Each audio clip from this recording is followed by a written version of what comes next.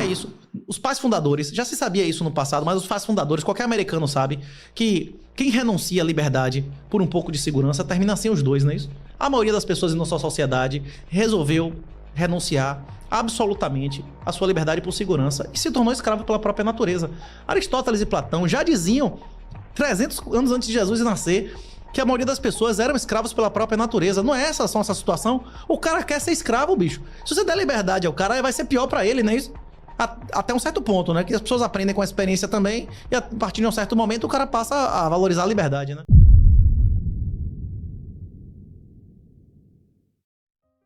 Filho de um médico do rei Filipe II da Macedônia, Aristóteles despontou na Grécia como um dos maiores pensadores da antiguidade. Discípulo de Platão, ele fundou o Liceu, um centro de estudos que rivalizava com a academia.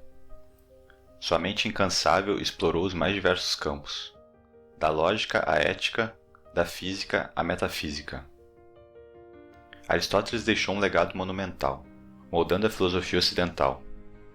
Em A Política, Aristóteles explora ideias sobre Estado e governo discutidas também pelo seu mentor Platão. As reflexões propostas por Aristóteles servem até hoje como base para o entendimento da nossa realidade. Vamos analisar o que Aristóteles tem a dizer sobre a complexa relação entre escravos e senhores no contexto da antiguidade, bem como o ponto de vista de Platão sobre o assunto. Por fim, um contraponto de um pensador moderno liberal, John Locke. Na sua obra A Política, capítulo 1, Aristóteles começa explicando seu ponto de vista sobre as instituições estabelecidas dentro de uma comunidade. Para Aristóteles, o chefe de uma grande família governa sobre alguns, tal como um estadista ou um rei governa sobre um número ainda maior. O rei e o estadista governam de formas distintas, e o chefe de família é semelhante a um rei.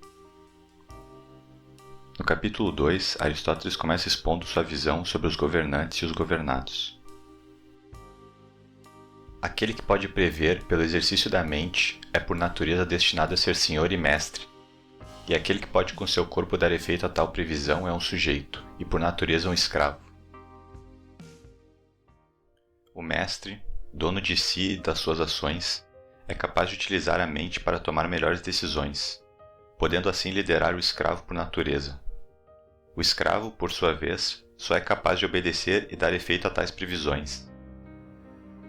Nessa concepção, o mestre é tido como aquele responsável por proteger o escravo, que não é dono de si, contra possíveis ameaças futuras, à medida que ele, na função de líder, pode guiar o escravo sobre suas atribuições dentro da comunidade ou da família, preservando o escravo e também o mestre. Uma posse é um instrumento para manter a vida, e assim, no arranjo da família, um escravo é uma possessão viva, e propriedade uma série de tais instrumentos. E o próprio servo é um instrumento que tem precedência sobre todos os outros instrumentos. Pois se cada instrumento pudesse realizar o seu próprio trabalho, obedecendo ou antecipando a vontade de outros, os principais operários não iriam querer servos, nem senhores escravos. Mas a vida é ação e não produção, e, portanto, o escravo é o ministro da ação. Consequentemente, vemos qual é a natureza e o ofício de um escravo. Aquele que por natureza não é seu, mas de outrem, é por natureza um escravo, e pode-se dizer que ele é o homem de outro que, sendo um ser humano, também é uma possessão. O escravo, para Aristóteles, é visto como um instrumento de ação que precede todos os outros instrumentos de produção. Tal como qualquer instrumento, o escravo é usado como posse do seu senhor para sua subsistência e de sua família. Aristóteles começa a se questionar sobre a pretensão de alguns se submeterem como escravos no capítulo 5. Para Aristóteles, é conveniente que alguns sejam governados. Os homens inferiores são escravos por natureza, e é melhor para eles, como para todos os inferiores, que estejam sob o domínio de um mestre. Aqueles cujo negócio é usar seu corpo e que não podem fazer nada melhor, são escravos por natureza. Aquele que participa de um princípio racional o suficiente para compreender, mas não para ter, é um escravo por natureza. Para Aristóteles, o escravo como instrumento de ação pode aprender e compreender, mas não tem autonomia para possuir e controlar. Portanto, ele não tem autoridade sobre si mesmo. Vamos ver o que Aristóteles tem a dizer no capítulo 6, onde ele vai diferir sobre a escravidão por lei e por natureza. Existe um escravo ou escravidão tanto por lei quanto por natureza. A lei de que falo é uma espécie de convenção, a lei pela qual tudo que é tirado na guerra deve pertencer aos vencedores. Pois, e se a causa da guerra for injusta? E, novamente, ninguém diria que ele é um escravo indigno de ser escravo. Se fosse esse o caso, os homens do mais alto escalão seriam escravos e filhos de escravos se eles e seus pais tivessem sido feitos cativos ou vendidos. A escravidão só é vista como justa em caso de guerra justa. No capítulo 7, Aristóteles sugere o que poderia ser considerado uma guerra justa. Ele diz: pois o governo de homens livres é mais nobre e implica mais virtude do que o governo despótico. Nenhuma cidade deve ser considerada feliz, nem um legislador elogiado porque treina seus cidadãos para conquistar e obter domínio sobre seus vizinhos, pois há um grande mal nisso. Nem devem os homens estudar a guerra com o objetivo de escravizar aqueles que não merecem ser escravizados. Mas, em primeiro lugar, devem se prevenir da sua própria escravidão e, em segundo lugar, obter o império para o bem dos governados, e não para exercer um despotismo geral. E, em terceiro lugar, devem procurar ser senhores apenas sobre aqueles que merecem ser escravos. Aristóteles ressalta uma abordagem justa no que ele mesmo considera como guerra justa, aquela dotada de alguma virtude. O estudo da guerra não deve ser usado como meio para subjugar outros injustamente. Em vez disso, o homem deve se preocupar em evitar sua própria escravidão, para então exercer dominação sobre aqueles que merecem ser subjugados.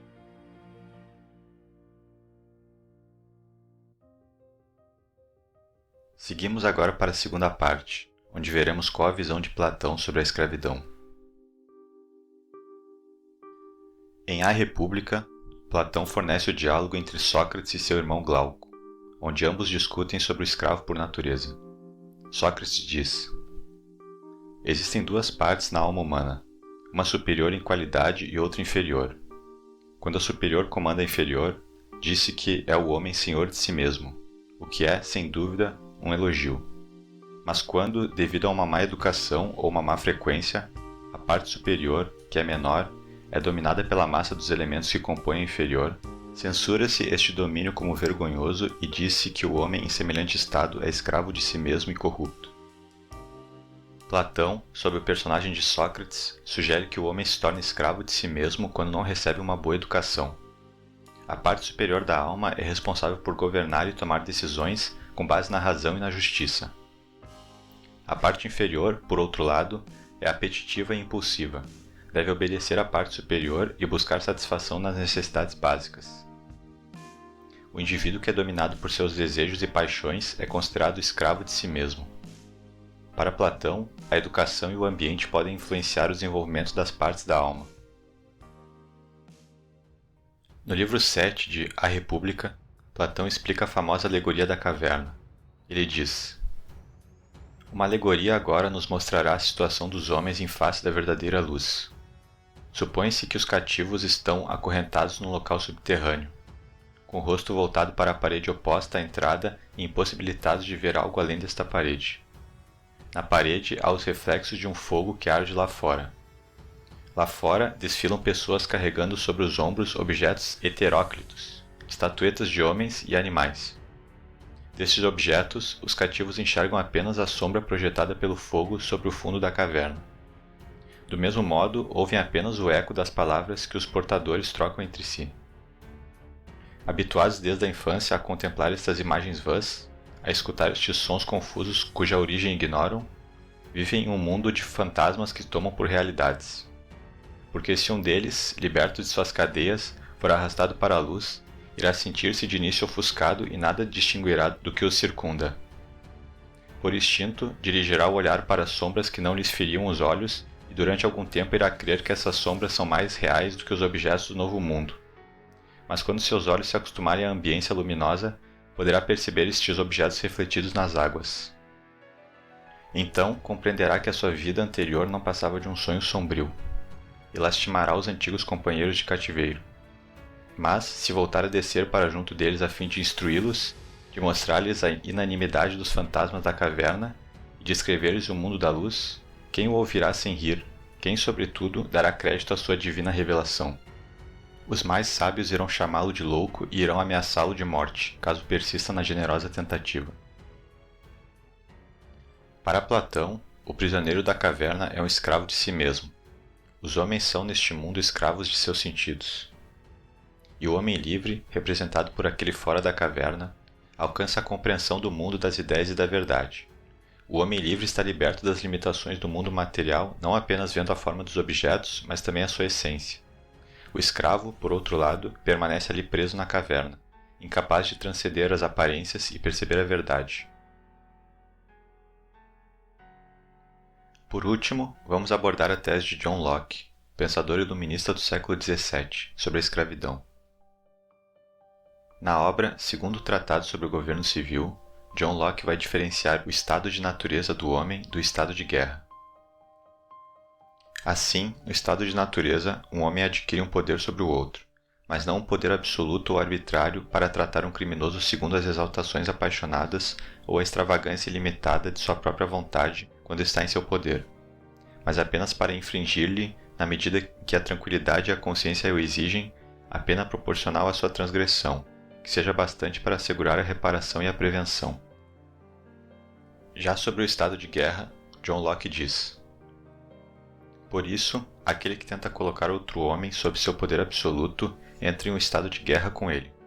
Esta atitude pode ser compreendida como a declaração de uma intenção contra a sua vida. Assim sendo, tenho razão em concluir que aquele que me colocasse sob seu poder sem meu consentimento me usaria como lhe aprouvesse quando me visse naquela situação e prosseguiria até me destruir, pois ninguém pode desejar ter-me em seu poder absoluto, a não ser para me obrigar à força a algo que vem contra meu direito de liberdade, ou seja, fazer de mim um escravo. Locke considera que o indivíduo possa se tornar escravo por algumas condições. No capítulo 4, ele diz: pois o homem, incapaz de dispor da sua própria vida, não poderia, por convenção ou por seu próprio consentimento, se transformar em escravo de outro, nem reconhecer em quem quer que seja um poder arbitrário absoluto para dispor de sua vida quando lhe aprouver. Ninguém pode conceder mais poder do que ele próprio tem, e aquele que não pode tirar sua própria vida não pode conceder a outro tal poder. Mesmo que ele incorra na pena capital por sua própria falta, por qualquer ação que mereça a morte, aquele por quem ele perdeu a vida, quando o tem em seu poder, pode retardar o cumprimento de sua pena e utilizá-la a seu próprio serviço. E isso não lhe causa qualquer dano. Mas quando ele considera que a pena imposta pela escravidão ultrapassa o valor de sua vida, tem o direito de resistir à vontade de seu senhor e provocar para si a morte que ele deseja. Locke exemplifica o que seria o escravo originado como um prisioneiro de guerra, ou seja, aquele que foi derrotado em guerra injusta. O indivíduo, antes visto como livre na natureza e propriedade de si mesmo, perde o seu direito à vida e à liberdade por ter se engajado em uma guerra injusta. Locke complementa: esta é a perfeita condição da escravidão, que nada mais é que o estado de guerra continuado entre um conquistador legítimo e seu prisioneiro. Desde que façam um pacto entre eles, se concordam que um deles exercerá um poder limitado, que o outro obedecerá, o estado de guerra e a escravidão deixam de existir enquanto este pacto durar. Vemos, portanto, que John Locke, influenciado por um pensamento moderno iluminista, rejeita a ideia de um escravo natural, mas aceita a tradição das civilizações antigas quanto à escravidão de criminosos e prisioneiros de guerra, visto que esses são incapazes de dispor de sua própria vida, pois destroem a preservação da mesma.